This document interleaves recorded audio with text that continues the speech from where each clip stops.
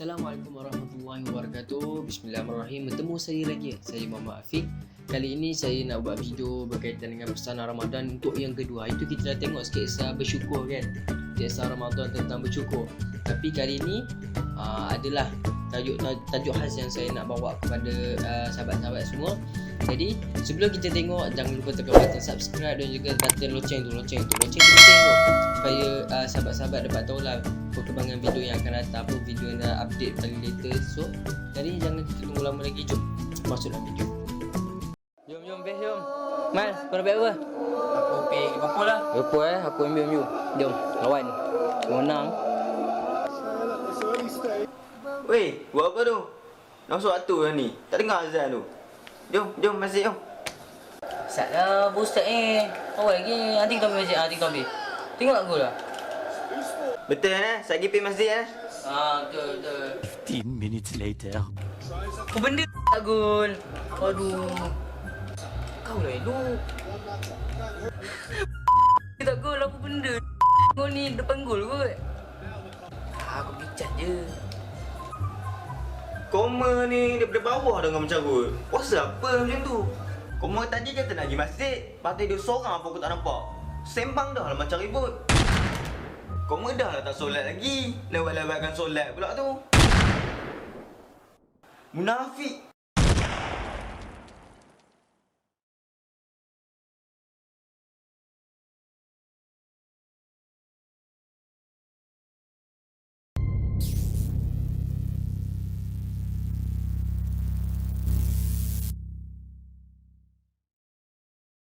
Okey, kan kita dah habis tengok video tadi.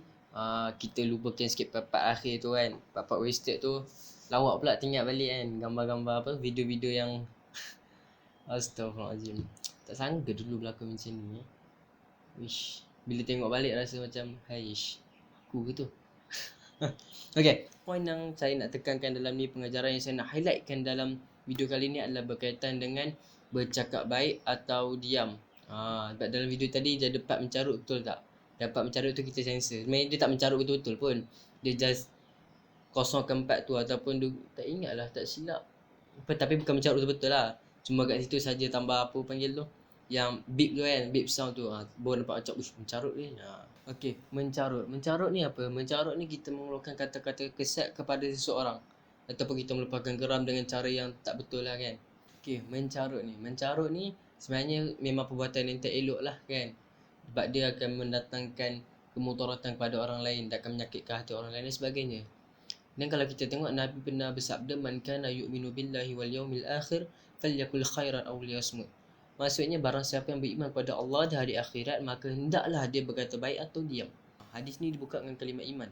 Iaitu barang siapa yang beriman kepada Allah dan hari akhirat, maka hendaklah dia berkata baik dan diam.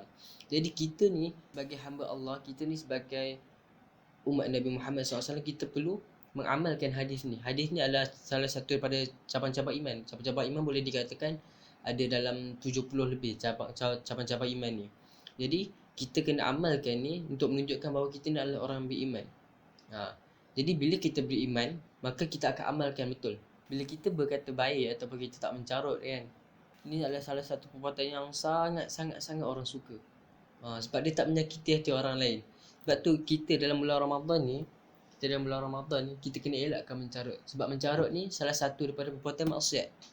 Dan kalau kita tengok dalam maksud Ramadan itu sendiri, ataupun maksud berpuasa ni sendiri, adalah menahan diri daripada lapar dan dahaga, serta perkara yang membatalkan puasa dari terbit fajar shadiq hingga terbenamnya matahari. Boleh dikatakan perkara yang membatalkan puasa itu adalah maksiat lah. Boleh jadi kalau kita mencarut dalam bulan puasa ni, boleh jadi puasa kita sia-sia, hanya lapar dan dahaga je. Jadi kita dah penat berpuasa, dah penat tahan lapar, tahan minum, tapi puasa kita sia-sia, tak ada guna kan. Jadi kita ni kena kawal diri kita. Perkara yang selalu kita amalkan, maksiat yang kita selalu lazimi, yang selalu kita buat, dia akan berubah jadi tabiat. Bila dia berubah jadi tabiat, itu sangat susah lah untuk kita nak perbetulkan balik kan. So kalau kita dah terbiasa mencarut sebelum Ramadan, boleh jadi berkemungkinan bila dalam bulan Ramadan juga kita akan mencarut. So sangat bahaya, boleh jadi puasa kita sia-sia macam kita telah cakap tadi kan. So apa orang kata, bila kita mencarut dekat orang lain, dia akan melukakan hati orang lain, betul. Bila kita melukakan hati orang lain, Mulalah nanti orang tu akan dengki dan akan bawa kepada mafsadah, keburukan lagi. Bahkan boleh membawa kepada pembunuhan. Sebab tu orang kata lidah ni tidak bertulang tapi boleh mematahkan tulang. Ataupun peribahasa kita boleh kata telajak perahu boleh diundur, telajak kata ada sambungan ke? Apa sambungan ni? Ke tak ada? Tak ingat lah. Mencarut ni sangat tak elok. Bayangkan kalau kita dah terbiasa mencarut kan. Bahkan dekat family kita pun kita boleh mencarut. Kata kalau ibu kita nak suruh kita buat ni, kita merempan, kita mencarut. Kat situ lagi bahaya lah. Kita dah lukakan hati ibu kita dan kita telah berkata kepadanya. Fala taqulla ma'ufin wala tanharuma. Dan janganlah kamu berkata kepadanya dan juga janganlah kamu menghediknya. Surah Isra ayat ke 23. Dan bayangkan kalau kita katakan macam tu dekat ibu bapa kita, ya Allah, apa nak jadi kepada diri kita, dah kita jadi anak yang dahaka lah. So kat sini point dia, jangan kita mencarut. Ubahlah diri kita ni supaya kita daripada mencarut dulu kita selalu mencarut, sekarang kita tak mencarut. Macam mana nak ubahnya? Slow-slow lah, sebab benda ni dah jadi tabiat. Bila benda ni jadi tabiat, nak ubah dia sangat sukar. So macam mana kita nak ubah dia? Kita slow-slow kan, kita hadkan. Okay.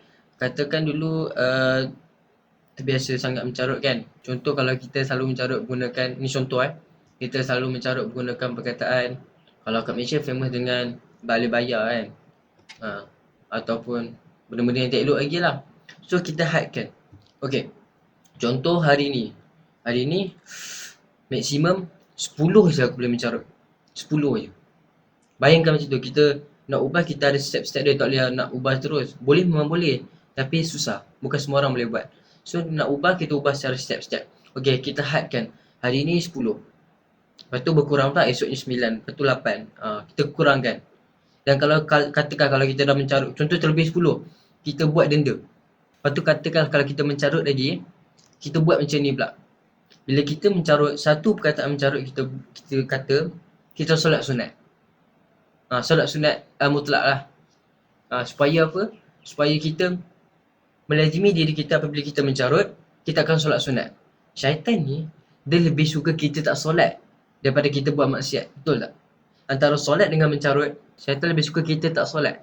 Sebab solat ni sangat mendekatkan diri kita pada Allah.